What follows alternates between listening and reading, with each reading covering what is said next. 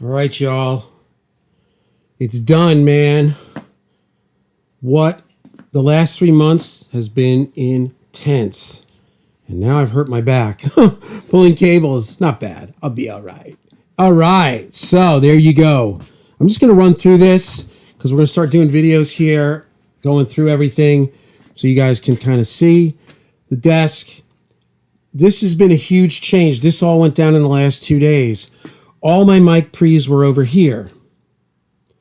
Terrible idea because I sit here and I'm playing guitar, so I'm always reaching. I'm reaching with my right hand across, and I had all these pre's going all the way up. And my wife's like, well, "Why don't you move them over to the right side?"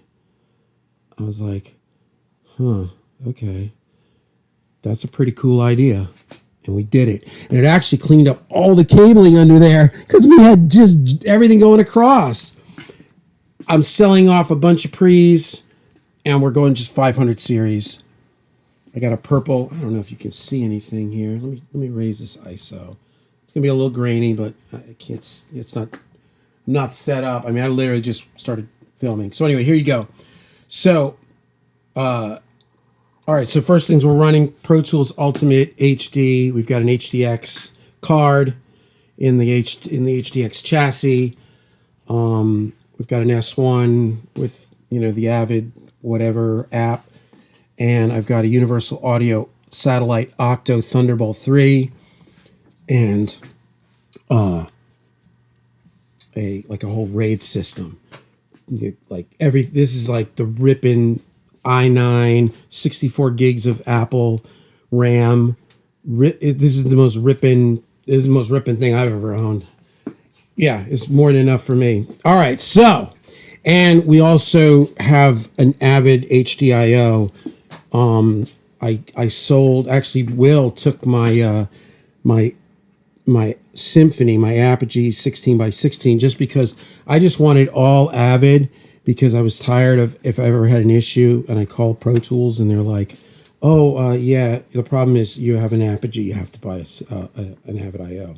So I bit the bullet and I did it. It sounds amazing.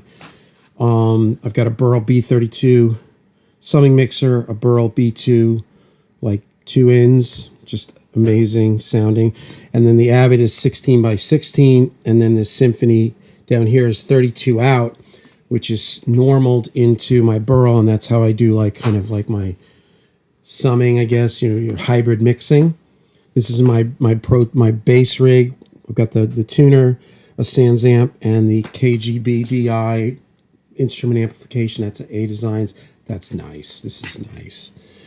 And then, power, Avocet, patch bays, and we'll get into this in a second. So we move everything. We flip it yesterday or day before yesterday. It's unbelievable. Selling a bunch of stuff. I'm selling a ton of stuff. Anybody wants anything. And I've got buckets of cables. So here's the rig. I've got the 2 Brent Averill 1073s. I have 2 TG2 500 series. I've got 2 Cappy VP 26, API style pre's. And then I've got 2 Cappy VP26 with the red dot preamp, which is supposedly they're the holy grail for these guys. But honestly, they're both good. The red dot is a little brighter and more aggressive. But I don't know, testing all the amps, I kind of like them both for different reasons. So they're both cool.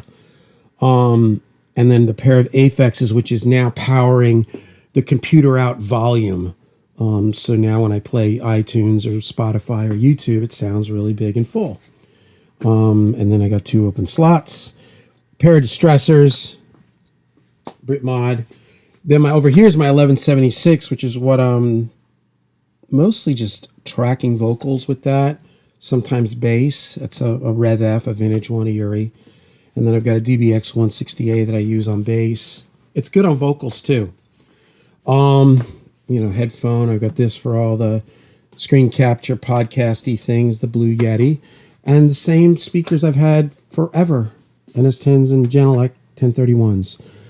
And then all of the preamps that come out here can be jumped into the first 8 channels of the Allen and Heath, and that's how I do all my multing of the microphones. I don't mult anymore in Pro Tools, by using like buses and auxes and that, no more, because it's just too weird. It causes too many weirdnesses. So, and there's my dog. So anyway, I hope that the video is not too shaky. I'm kind of jacked up right now on caffeine. Now we come into here, which I broke down one of my guitar stands. I wanted it more open, so I've got like a 12 string back here, and I've got this weird, my like weird little Nashville tuned Squire, and then back here I've got my Taylor in the case, and then I've got my Martin in the corner. My Les Pauls usually stays right there, and then I have 2 of these. These are those Hercules cases or stands. Don't use those ones with the little black forks. That's how my headstock snapped off my Les Paul. Somebody bumped it and it fell face forward. They're in there. So, but these are all my guitars. This is mainly what I use. Les Pauls, Gretsch's, the Yamaha Telecaster Strat, Les Paul Baritone, 335, 5-string bass, and a P bass. Done. That's more than enough. So, and then you come here and you've got the breakout box, which has all the lines here paired off for the cabs. So the way I've got it is I've got cab A, or cab 1 is a Mesa traditional, and it's got greenbacks, and it just sounds awesome. And I've got a 57 and a 421 in front. And Mesa 2 is an oversized with Mesa Vintage 30s. Sounds awesome. It's got a 57 and a 421. Set 3 is an AC30 back in its case, and it's got a 421 and a 57 in front of it. Sounds awesome. This is a vintage one. It's really nice.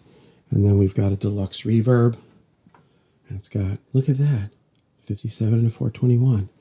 And they all come out into here. There's 8, 2, 4, 6, 8. And they all come in to these pairs. I could put a pair of knees on them, a pair of TGs, a pair of cappies, a pair of red dot cappies if I want. So kind of do what I want with it, right? And you can mix and match them. I'm not doing that right now. I'm just getting accustomed to this whole workflow. And then I've got them coming here, and everything's numbered. So, and you'll see that these are zip tied. I don't know if you can see it, but they're zip tied together. And this is 3, 3, and 4. So that's these 2 mics here. So I grab 3 and 4, click it into 1 and 2, and what I end up having is the the vintage 30s going through knees. I put it through 3 and 4 through 3 and 4, and then I get TGs, and you guys get the drift. And then all this stuff can come out here, and I have it all with the gain off and pad in, and I run this as a multer. And what's really weird, I did a little adjustment across globally on each one of these channels, same thing, and actually it sounds better multed here through the Allen and Heath than it sounds if I put out each individual track into Pro Tools. It just sounds cool. I don't know why. I don't know if the Allen and Heath does a little compression, or I don't know why. It just sounds really, really amazing. So that's the setup. And, I've got all my headphone stuff, and then all the mics are here, and camera stuff, and yada, yada, yada. But that's it, right? So that's that. And then you come here. This is like one of the finishing touches. Oh, let me pick up some schmutz on the floor. We got schmutz on the floor. Here's the amp rack, which I really like, having only 4 amps here and not having the AC30 and the orange on the side and then the Princeton or the Deluxe Reverb on the floor. Reason being is I move this thing up, so now I can kick this under, kind of. So there's a little room. This is the trick of this studio. This is like barely 400 square feet.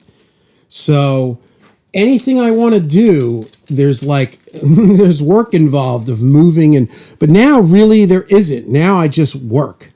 And what I've got is a Rev G triple, Cameron modded 800, Rock Reverb 50, This is a 77 JMP master volume stock. So those are my 4 amps in here, and then I've got 2 amps in here, the Vox AC30 and a Deluxe Reverb reissue. That is really more than enough. And then I use Amplitude 5 for other things, if I want to just do funky different things. But that's my garden variety. My pedal board, these are all the expression pedals down here for the Strymons, and the expression pedals here, the Mission pedal for the Eventide. And basically what I've got is all the stuff I like. The EQ, I love this EQ.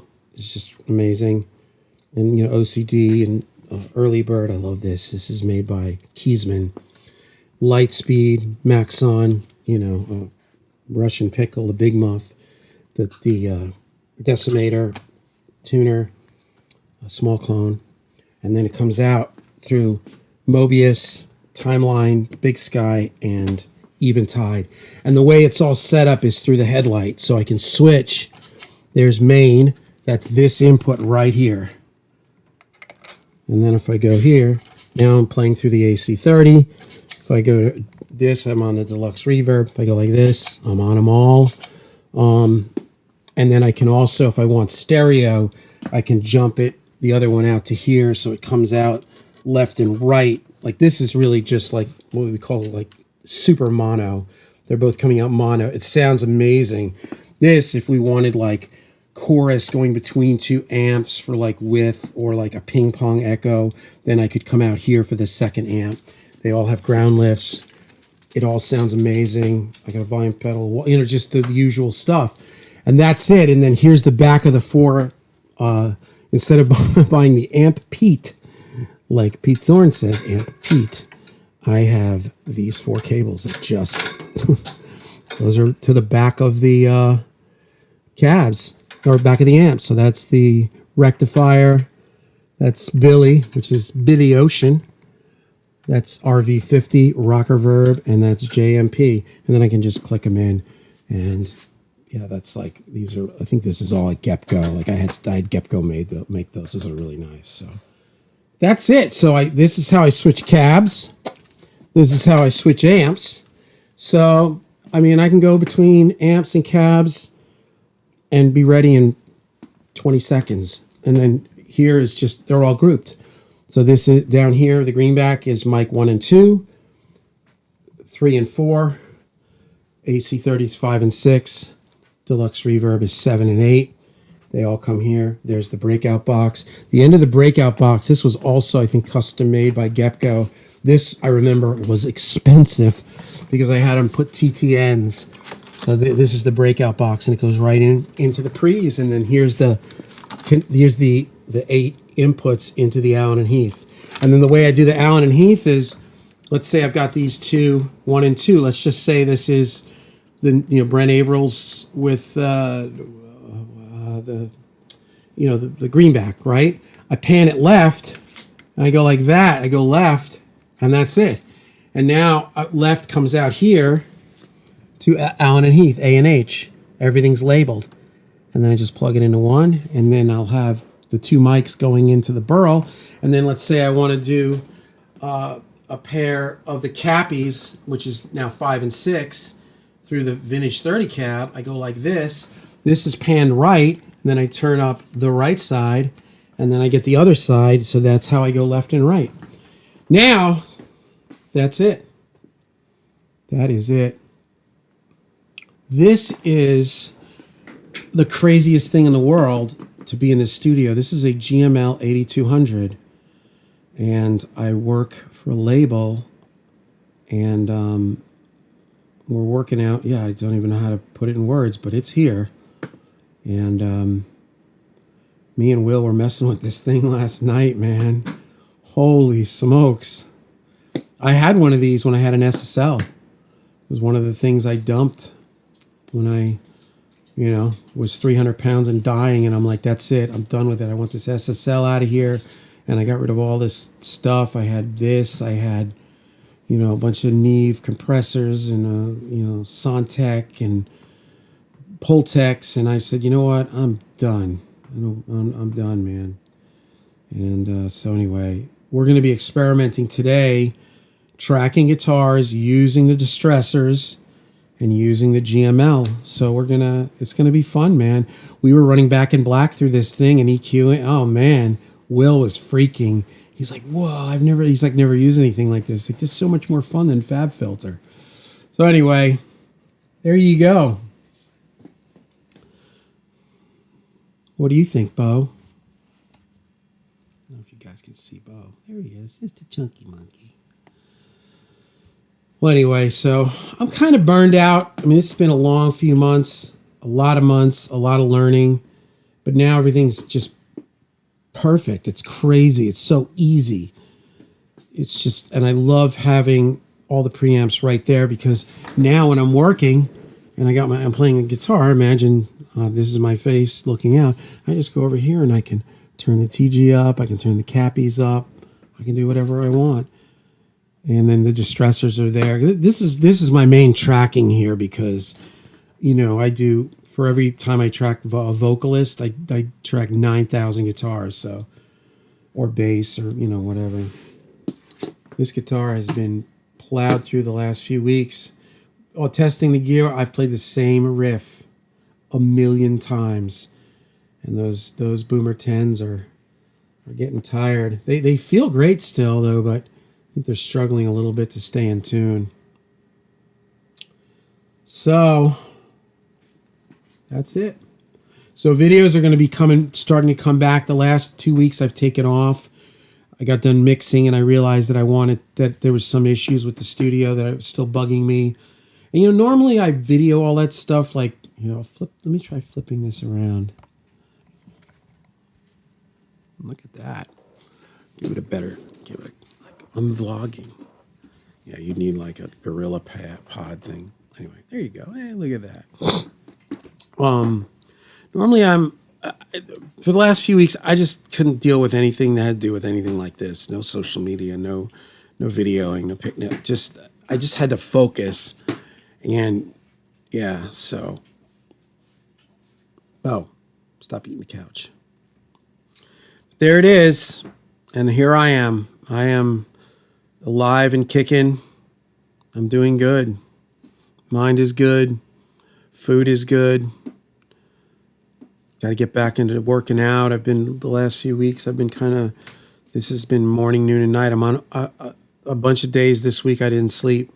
So I was up all night, geeking about mic preamps and cabling and amp switchers and you name it. 500 series chassis. This thing is cool. This is the Sweet 10 Purple. It comes so highly recommended, even though it doesn't have a separated power supply. The way they did it, like, it's the one that Jeff Tanning recommends. I mean, this is like, and it sounds so good. It's perfect. It's clean. And Guitar Center here in Nashville bought a bunch of them for an order or something, and I think that the person just canceled on the order, so they have like 3 of these in stock, new, which they would never even have one of them. So, my homie at GC hooked the brother up. Yeah, there you go, man. So much cleaner. Look at that. You can walk back there. Jeez, look at that GML. I talked to GML. They're sending me a little blue cap for here. I've still got to clean it. It's dirty. It's just been sitting. Yeah, see, it's got like dirt inside. There's like little grooves and all this stuff. Yeah, this is a job for a toothbrush. But anyway, 19 minutes and 12 seconds. What do you think, Bo? Is it too long? Dude, this is a heck of a video. This is a heck of a studio walkthrough. I mean, it's not like, there's other studios that are cooler, but this is cool to me. So, but videos are coming, guys. So just hang in there. We're gonna get back on some mixing videos. We're gonna be doing guitar tracking videos. We're gonna be doing songwriting videos. Like, I'm feeling good, man. Yeah, buddy. Like and subscribe.